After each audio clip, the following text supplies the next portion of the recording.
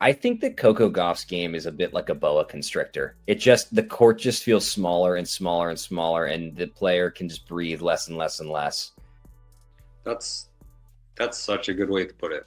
And this is the thing about Gauff is, I mean, if she can hold her serve at an average clip, her return and her ability to break is so good. It's just like, I mean, you know, I think that she might be the best returner or have the best return game on the tour.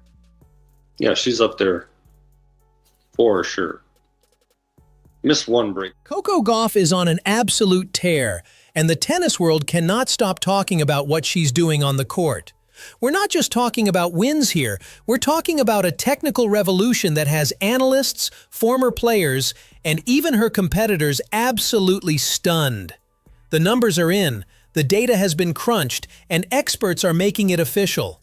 Coco Gauff has the best return of serve in the entire WTA Tour. And yes, that means she's officially surpassed Aryna Sabalenka, the current world number 1. Let's set the scene. Coco Gauff has always been known as a fighter, a relentless competitor who never gives up on a single ball. But what we're witnessing right now at the Australian Open and throughout the early part of this season is something different. Something special. Something that has the potential to completely reshape the hierarchy of women's tennis. When you watch Coco Gauff return serves, it's like watching poetry in motion. Her reaction time is absolutely immaculate. The moment the ball leaves her opponent's racket, Coco is already moving, already reading the trajectory, already positioning herself for the perfect counterattack. It's not just about getting the ball back anymore. It's about dictating the point from the very first shot she makes. And here's where it gets really exciting.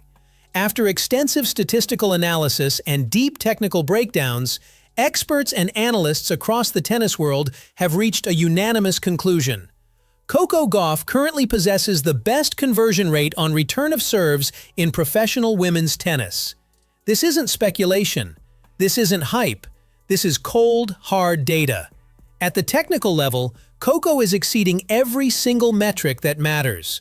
Her footwork, her anticipation, her split-step timing, her ability to redirect power.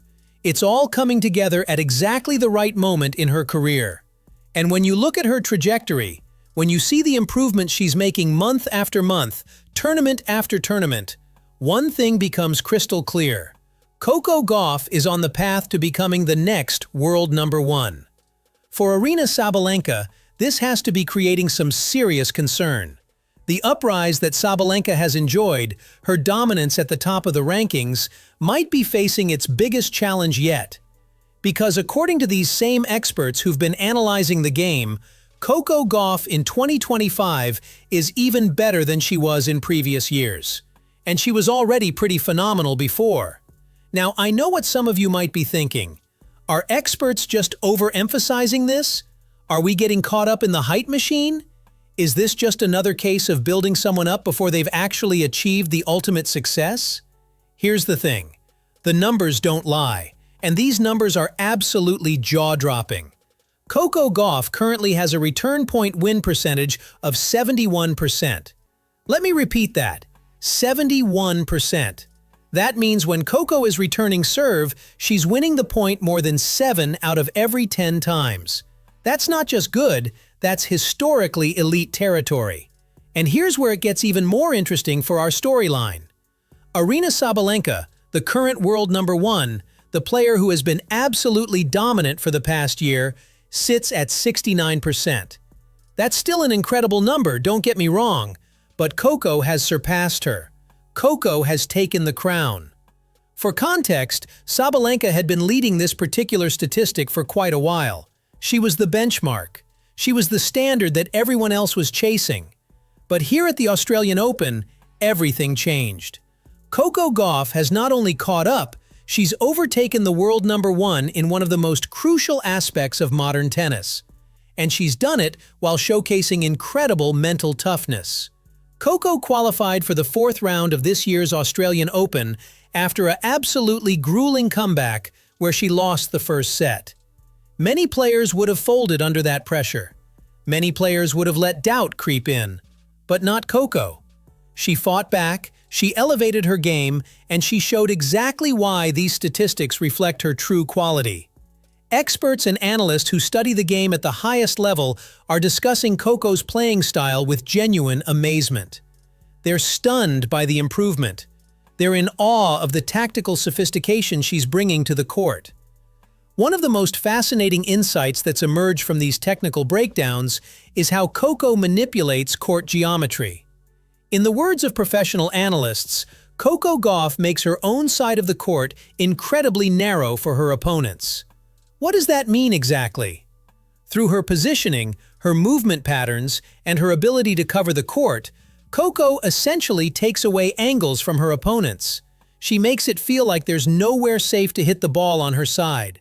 She's always there, always in position, always ready to counter. And while she's shrinking her own defensive zone, she's simultaneously opening up the opponent's side of the court. As her opponents become more desperate, as they try harder and harder to find a way past Coco's defense, they start taking more risks. They start going for bigger shots. They start making mistakes. And Coco pounces on every single one of those opportunities. And here's the scary part for everyone else on tour. This aspect of her game is getting better day by day. It's not static. It's not plateaued. Coco Gauff is still improving, still evolving, still adding new dimensions to her game. The analysts who watch her most closely all seem to agree on one thing. Coco is getting there. She's approaching that elite, untouchable level that only a handful of players ever reach. Now, it's not just analysts and statisticians who are noticing Coco's brilliance. Her fellow professionals are speaking out too, and some of them are using absolutely perfect analogies to describe what it's like to play against her. Just a few days ago, Ons Jabeur, one of the most creative and articulate players on tour, made a statement about Coco that went absolutely viral. Jabeur described Coco Gauff as an octopus. Yes, you heard that right. An octopus. Sometimes I say she's an octopus, she doesn't, it gets every ball, she's always there, she doesn't give up, big serve, Sometimes it's a bit annoying when someone is serving well, she can go anywhere to get any ball. Let that image sink in for a moment. In Jabeur's own words, she explained that Coco simply does not let any ball fly away easily. It's as if Gauff has 8 arms on the court, reaching into every corner, defending every shot, covering every angle, and making her opponents work for absolutely every single point. It's such a brilliant analogy because it captures something essential about Coco's game. She's not just fast, though she is incredibly quick.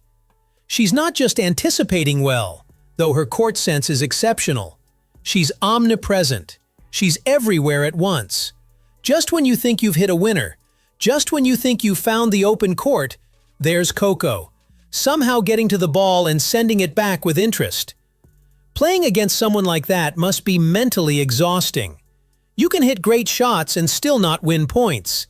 You can execute your game plan perfectly and still find yourself struggling.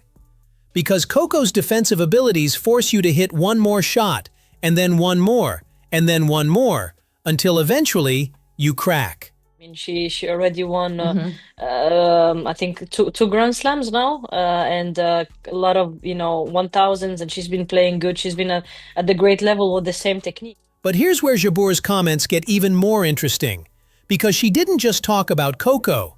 She also talked about Aryna Sabalenka, and she identified something that could be absolutely crucial in the rivalry that's developing between these two incredible players. According to Jabeur, speaking from her professional experience and tactical understanding, Sabalenka can be intimidated. Not through power, because Sabalenka herself is one of the most powerful players on tour, but through movement, through consistency, through being forced to chase ball after ball after ball. To every corner that she hates, yeah, you break her rhythm. Frustrated. Yeah. And if she's very fast and doesn't let me do my shots, that's very frustrating to me. Ons, with you, I feel like when you played her, you really were able to take over her speed very well. I feel like the more you played her, the better you got in control of, even when she was dominating. Jabeur explained that Sabalenka can be pushed and pressured by having her run after every single shot. And here's the kicker, the really fascinating psychological insight. Sabalenka gets annoyed easily on the court. This frustration can be clearly seen in her matches, especially when things aren't going her way. We've all witnessed those moments, haven't we? Those instances where Sabalenka's emotions overflow, where she smashes her racket in frustration, where visible anger appears on her face when a point doesn't go her way. It's part of what makes her such a compelling player to watch. She plays with such intensity, such emotion, such fire. But as Jabeur is essentially pointing out, this emotional volatility can be a weakness. It can be exploited.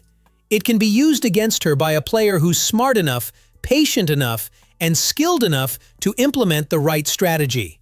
And according to Jabeur's assessment, Coco Gauff does this better than anyone else on tour right now. So where does all of this leave us? What's the bigger picture here? We're witnessing the emergence of what could be one of the great rivalries in women's tennis. On one side, you have Aryna Sabalenka, the powerful, emotional, dominant force who's currently sitting at #1 in the world. On the other side, you have Coco Gauff, the incredibly athletic, tactically brilliant, mentally tough challenger, who's improving at a rate that has experts genuinely stunned. The statistics tell us that Coco now has the best return game in women's tennis. The analysts tell us that her technical game is reaching new heights. Her fellow professionals tell us that she's nearly impossible to hit through. And the eye test confirms all of it. Coco Gauff is no longer just a promising young talent. She's no longer just a future star. She's arrived. She's here. She's competing at the absolute highest level, and she's exceeding expectations in ways that suggest she might just be ready to take that final step to the very top. For Sabalenka, the challenge is clear. Can she maintain her position at #1 against a player who's specifically built to counter her style? Can she manage her emotions better in the crucial moments? Can she find a way to break through Coco's seemingly impenetrable defense? These are the questions that will define the next chapter of women's tennis. And based on everything we're seeing right now, based on these incredible statistics and expert analysis, one thing is certain. We are in for an absolutely thrilling ride. What do you think? Is Coco ready to take over as world #1? Can Sabalenka hold her off? Drop your predictions in the comments below. Smash that like button if you enjoyed this breakdown, and subscribe for more tennis content. I'll see you in the next video.